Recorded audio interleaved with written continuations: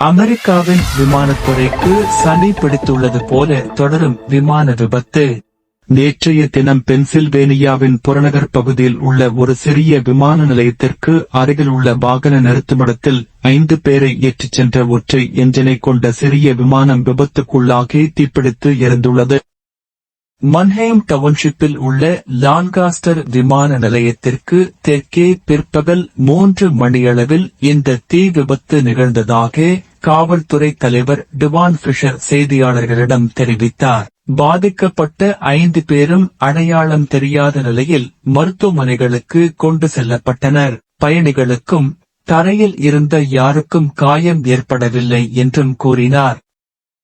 தனியாருக்குச் சொந்தமான பீக்ராப்ட் போனான்சா விமானம் ஒன்றில் 4 உறுப்பினர்களுடன் தனிப்பட்ட குடும்பமாக பயணித்துக் கொண்டு இருக்கையில் விமானத்தின் கதவு ஒன்று திறந்ததாக விமானியால் கட்டுப்பாட்டு அறைக்கு தகவல் வழங்கப்பட்டுள்ளது. உடனடியாக தரையிறங்க வேண்டும் என கூறிய நிலையில் இந்த விபத்து இடம்பெற்றுள்ளதாக முதற்கட்ட விசாரணையில் தெரிய வந்துள்ளது.